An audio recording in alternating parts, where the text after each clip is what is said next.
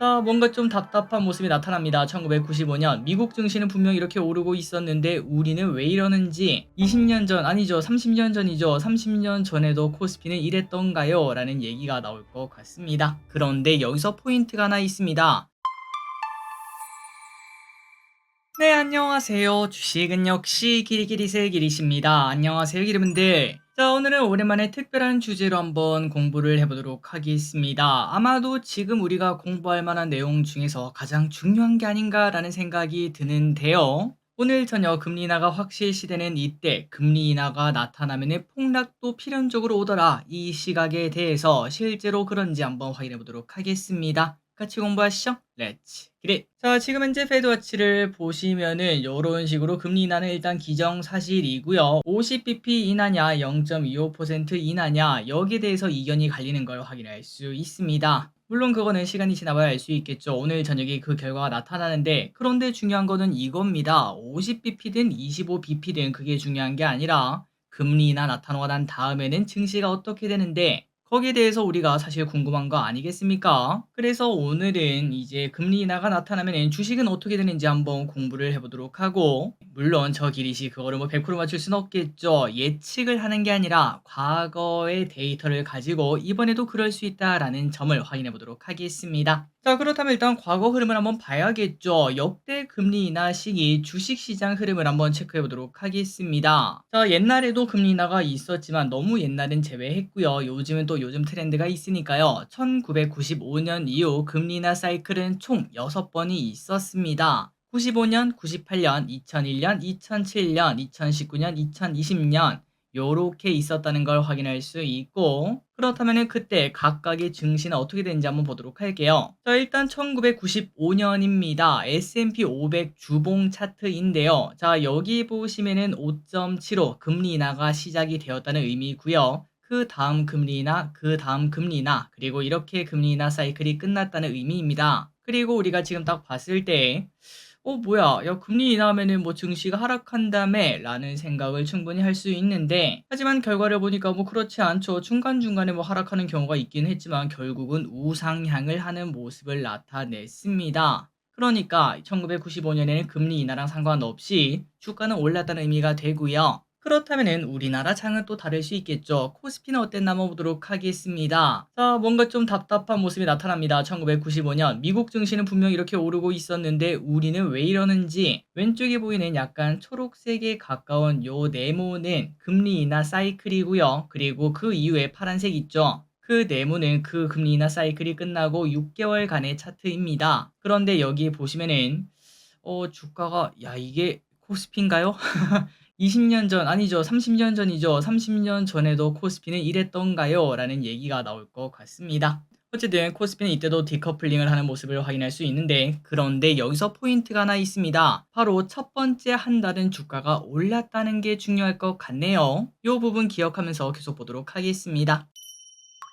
그리고 다음입니다. 1998년입니다. S&P 500을 보면은, 야, 이때도 마찬가지입니다. 금리 인하가 딱딱딱 3번이 있었는데 그때 당시에도 주가가 올라가고 그 이후에도 올라가는 모습. 그렇다면 한국은 어땠나 봤더니, 이번에는 다행이네요. 코스피는 이때는 디커플링 되지 않고 좋았던 모습을 나타내고, 그 다음에 금리 인하 시기가 끝나고 난 다음부터 그때부터는 쭉 올라가는 모습이 나타났습니다. 그러니까 아까 우리가 주목하자고 했던 결과값이 어떻게 나오든 일단 첫 번째 한 달간은 또 좋은 흐름이 나타난 걸 확인할 수 있죠. 그리고 다음입니다. 2001년 이때는 딱 봐도 정신없죠. 금리 인하 폭이 엄청난 걸 확인할 수 있습니다. 6%에서 1%까지 쭉 떨어지는 모습이 나타났고요. 그리고 금리 인하가 이런 식으로 빠르게 진행될 때, 그러니까 예전처럼 그냥 하나하나 베이비컷만 나타나는 그때는 오히려 증시가 오르는 모습을 나타냈지만, 금리 인하 폭이 심상치 않을 때, 야, 이거 뭐 경제 위기 아니냐 이런 얘기가 나왔다는 거겠죠. 그때는 주가가 엄청나게 떨어지는 모습을 나타냈습니다. 그렇다면 코스피는 어땠나 봤더니 여기는 오히려 올라가는 모습을 나타냈네요. 금리 인하 시기에는 오히려 버티는 모습을 나타내고, 그리고 여기 보시면은 이것도 중요합니다. 첫 번째 한 달 주가 오르는 모습을 나타냈죠. 이 부분 꼭 한 번 더 확인을 해야 될 것 같고, 그리고 금리 인하가 끝나자마자 오히려 주가는 쭉 올라가는 모습이 나타났습니다.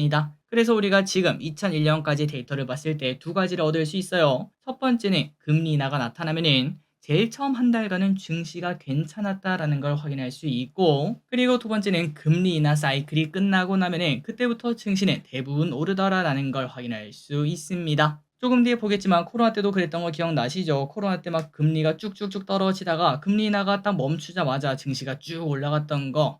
그러니까 그런 모습이 계속 역사적으로 나타났다는 거겠죠. 그렇다면 2007년은 어땠을까요? 이때도 마찬가지네요. 2001년과 마찬가지로 금리 인하 속도가 엄청 났습니다. 베이비 컷, 빅 컷, 자이언트 컷 뭐 이런 식으로 막 쭉쭉쭉 나타나는 걸 확인할 수 있었는데, 그때 당시의 증시는 당연히 날아가는 걸 확인할 수 있습니다. 그렇다면 한국은 어땠나? 이때는 버티지 못했네요. 같이 날아가는 모습을 나타냈으나 여기서 또 중요한 건 이겁니다. 첫 번째 한 달 오히려 증시는 과거만큼은 아니지만 그래도 좀 올라가는 모습을 나타냈고요. 그리고 금리 인하 사이클이 끝나고 난 다음부터는 미칠 듯한 상승이 또 따라오는 걸 확인할 수 있죠. 마지막으로 2019년에서 2020년 5년 전입니다. 그때는 어땠나 보도록 하겠습니다. 자, 여기 보시면 2.25, 2, 1.75 천천히 금리를 내릴 때, 그러니까 급하게 내리는 게 아니죠. 그때는 어떻게 된다고요? 맞습니다. 이렇게 증시가 올라가는 모습이 나타났고요. 물론 코로나라는 변수가 생기면서 증시가 급락이 나오긴 했지만, 그런데 그 이후에는 또다시 증시가 쭉 올라가는 모습을 아마도 기름들 다 기억하고 계실 겁니다. 그렇다면 코스피는 어땠나? 마찬가지였죠. 첫 번째 한 달간 좋은 흐름을 나타냈고요. 그리고 금리 인하 사이클이 끝나고 나자마자 쭉 올라가는 모습이 나타나다가 코로나 때문에 쭉 두드려 맞고 다시 한 번 더 쭉 올라가는 모습이 나타났습니다. 자, 그래서 이제 여기까지 최근 30년이죠. 30년간 증시 흐름, 금리 인하 시기의 증시 흐름을 한번 확인을 해봤는데, 기름들이 보다시피 정답은 없구나라는 걸 하나 느낄 수 있고, 자, 그렇다면 앞으로 어떻게 될까라는 고민을 해봤을 때 우리가 딱 세 가지를 생각을 해볼 수 있겠네요. 첫 번째는 바로 금리 인하 시작하고 첫 한 달 정도는 상승하는 모습을 보여줬다는 걸 확인할 수 있었습니다. 그러니까 지금 이제 코스피 차트를 딱 봤을 때 한 달간, 그러니까 10월까지는 좀 올라가는 모습이 나타나지 않을까요? 라는 거는 일단 살짝 깔고 갈 수 있고요. 그렇다면 두 번째가 뭔가? 바로 금리 인하가 끝나고 나면은 주가가 크게 오르는 시기가 왔다고 합니다. 그러니까 금리 인하 사이클이 언제 끝날지는 우린 지금 모르죠. 다만 어차피 길어봐야 뭐 6개월에서 1년 안엔 끝나지 않겠나라는 생각을 해볼 수 있는데, 그때가 되었을 때 뭐 연착륙이든 경착륙이든 어떤 미래가 있을진 잘 모르겠으나 그때 우리가 가진 자산을 쫙 투입을 해야 되는구나 라는 걸 한 번 더 느낄 수 있었습니다.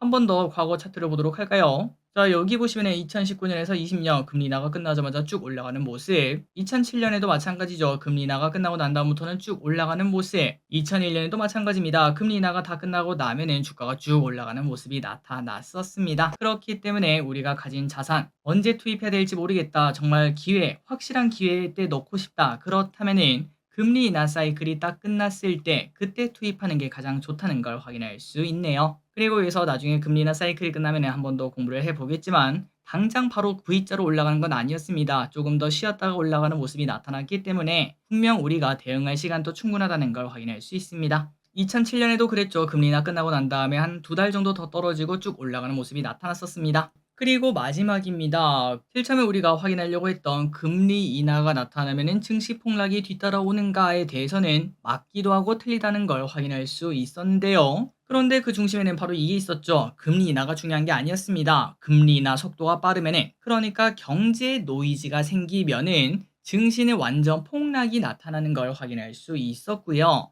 하지만 그 반대로 그냥 연착륙이 나타나면서 금리 인하가 천천히 뭐 몇 개월에 한 번씩 이렇게 나타나게 되면은 오히려 증시는 지속적으로 우상향하는 걸 확인할 수 있었습니다. 자, 그러니까 과거를 대입해서 앞으로의 흐름을 예측을 해보자면은 일단 한 달간은 슬금슬금 올라갈 수 있고, 그 다음에 경제 이상한 소리가 나온다면은 주식을 좀 줄일 필요가 있겠고요. 하지만 그 반대로 진짜 연착륙인가 봐, 경제 탄탄한가 봐, 요런 얘기가 나타나게 되면은 오히려 증시는 쭉 우상향을 하기 때문에 금리 인하 때문에 무서워서 도망갈 필요는 없다는 걸 확인할 수 있습니다. 그리고 마지막으로 나중에 금리 인하 사이클이 끝나게 되면은 뭐 미국 연준에서 금리 인하 사이클이 끝났습니다. 뭐 이렇게 말을 하게 되면은 그때는 이제 내가 가진 모든 자산을 딱 오밀조밀 모아가지고 확실하게 투자를 해야 되는 그 타이밍이 될 수 있다는 것도 확인할 수 있었네요. 자, 그래서 오늘 간단하게 금리 인하와 증시 폭락의 연관성에 대해서 한번 공부를 해봤습니다. 이 내용이 기름들에게 도움이 되길 바라고,